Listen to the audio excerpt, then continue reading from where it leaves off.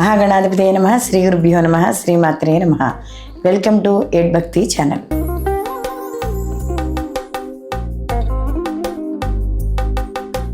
ద్వాదశ రాసుల వారికి శుభాశుభ ఫలితాలు ఏ విధంగా ఉన్నాయి అనే విషయాన్ని మనం ఈ వీడియోలో తెలుసుకుందాం. సహజంగా మనం ఉగాదికి మనం నూతన సంవత్సరంగా భావించి మనము ఈ ఉగాది పంచాంగం చెప్పుకోవడం అనేది మనకి ఆచారంగా వస్తుంది. కానీ కొంతమంది ఆంగ్ల నూతన సంవత్సరంది కూడా ఏవైతే ఫలితాలు ఉన్నాయో, రాశి ఫలితాలు ఉన్నాయో అవి కూడా వాళ్ళు తీసుకోవడం అనేది జరుగుతోంది. కాబట్టి అలాంటి వారి కోసం ఈ వీడియో చేయడం అనేది జరుగుతోంది. అయితే ఇక్కడ మనకి కేవలం గోచార ఫలితాలు మాత్రమే మనం చెప్పుకోవడం అనేది జరుగుతోందంటే మనకి 2026 జనవరి నుండి మనకి 2026 డిసెంబర్ వరకు ఈ సంవత్సరం లోపు ఈ నిడిలో ఏవైతే గ్రహాలు యొక్క ప్రధాన గ్రహాలు అంటే ఎక్కువ కాలం ఒకే రాశిలో సంచరించే గ్రహాలు, దీర్ఘకాలికంగా మనకు ఉండే గ్రహాలు ఏవైతే ఉన్నాయో వాటిని ఆధారంగా చేసుకుని మనం ఈ ద్వాదశ రాశుల యొక్క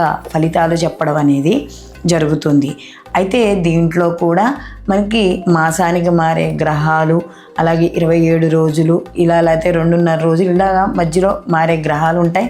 వాటి ప్రభావం కూడా ఈ ద్వాదశ రాశుల వారి మీద కూడా ఉంటుంది. అయితే దీర్ఘకాలికంగా ఎక్కువగా మనకి సంచరించే గ్రహాల యొక్క ప్రభావం కూడా ఉంటూ దానితో పాటుగా ఇక్కడ వ్యక్తిగత జాతక పరిశీలన కూడా తప్పకుండా చూసుకోవాలి. ఎందుకంటే ఇవి గోచార ఫలితాలు కాబట్టి కొంతవరకు మాత్రమే ఫలితం అనేది ఉంటుంది. దీంతో పాటుగా వాళ్ళ జన్మ జాతకాల్లో జరుగుతున్న దశలు, అంతర్దశలు, వాటి యొక్క ఫలితాలని ఈ రెండింటినీ కూడా చూసుకుని అప్పుడు జాతక ఫలితాలు బేరేస్ చేసుకోవడం అనేది ఉంటుంది. కాబట్టి ఇవి కేవలం గోచార ఫలితాలు మాత్రమే అని గ్రహించాలి.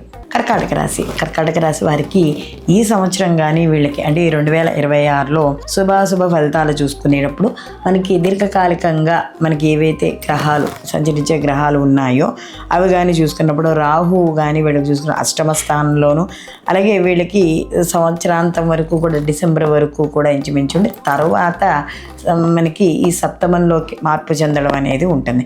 అలాగే ఈ సంవత్సరం అంతా కూడా నవమ స్థానంలో అంటే భాగ్యస్థానంలో శని భగవానుడు యొక్క సంచారము. ఈ సంవత్సరం అంతా కూడా గురువు మనకి ఈ సంవత్సరం మొత్తం కానీ చూసుకుంటే జూన్ 2 వరకు కూడా ఈ గురువు వ్యయ స్థానం ఉండి తర్వాత జన్మస్థానంలోకి వచ్చి ఆ తర్వాత ద్వితీయ స్థానంలోకి ఈ గురువు యొక్క సంచారం అనేది ఉంటుంది.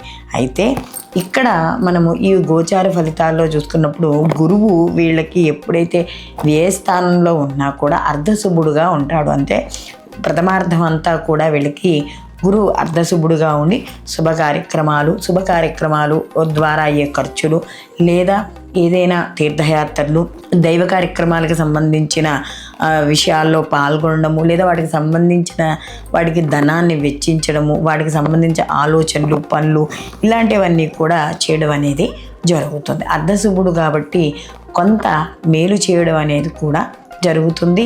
అలాగే ఇక్కడ శని భగవానుడు మాత్రం నవమస్థానం భాగ్యస్థానంలో ఉన్నాడు కాబట్టి కొన్ని అశుభ వార్తలు వినడం, లేదా చేసిన పనికి ఫలితం లేకపోవడం ఇలాంటివన్నీ కూడా ఈ సంవత్సరాంతం కూడా ఈ యొక్క శని భగవానుడు ఇచ్చే ఫలితాల్లో ఉంటాయి. అయితే ఎప్పుడైతే ఈ యొక్క గురువు ద్వితీయార్థంలో కొద్దిగా సింహంలోకి వెళ్ళి మార్పు చెందుతాడో అప్పుడు మరింత శుభ ఫలితాలను పొందడం అనేది జరుగుతుంది. అలాగే రాహు అష్టమ స్థానంలో ఉన్నాడు కాబట్టి కష్టానికి తగ్గ ఫలితం లేకపోవడం, అలాగే తెలిసి తెలియని వాటిల్లో పెట్టుబడులు పెట్టడం, లేదా ధనాన్ని నష్టపోవడం, స్నేహితుల్ని బంధువుల్ని నమ్మి మోసపోవడం, అలాగే అక్కర్లేని విషయాల్లో కలగజేసుకున్న అక్కర్లేని డిస్కషన్స్ పెట్టడం వల్ల చిన్న మాట బట్టి బంధువుల యొక్క విరోధాలు ఇలాంటివన్నీ కూడా తెచ్చుకోవడం అనేది జరుగుతుంది. కాబట్టి ముఖ్యంగా ఈ యొక్క కర్కాటక రాశి వారు ఈ 2026లో ఆర్థిక విషయాల్లో తప్పనిసరిగా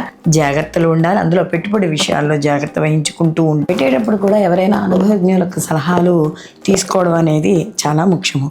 అలాగే ఈ చేసే పనుల్లో వాటిలో కూడా ప్రతిఫలం అనేది సరిగ్గా లేకపోవడం వల్ల కాస్త మానసిక ఆందోళనకు కూడా గురి అవ్వడం అనేది జరుగుతుంది. కాబట్టి ప్రథమార్థం అంతా కూడా కాస్త కొంచెం అనుకూలంగా లేకపోయినా కూడా ద్వితీయార్థంలో ఎప్పుడైతే గురువు మార్పు చెందుతాడో అప్పుడు కొంచెం అనుకూలంగా ఉండడం అనేది, ఆ సమయంలో మంచి మార్పులు అనేవి చోటు చేసుకుంటాయి. కాబట్టి వీళ్ళు కూడా ఈ సంవత్సరం అంతా కూడా వీళ్ళు ఈ యొక్క వీరభద్రుడి యొక్క ఆరాధన చేసుకోవడం, అంటే భద్రకాళి సమేత వీరభద్రుని ఆరాధన చేయడం, శివారాధన చేసుకుంటూ ఉండడం, అలాగే ముఖ్యంగా ఈ యొక్క ప్రతి శుక్రవారం నాడు కూడా గురు శుక్రవారాలు రెండు కూడా వీళ్ళకి లక్ష్మీ అష్టోత్తరం కానీ లేదా కనకదార స్తోత్రం కానీ క్రమం తప్పకుండా పారాయణ చేయడం ద్వారా మరిన్ని మంచి ఫలితాలు పొందుతారు. స్వచ్ఛమైన స్ఫటికలింగాలకు, రుద్రాక్షమాలకు, జాతి రత్నాలకు ఈ కింది నెంబర్ని సంప్రదించగలరు.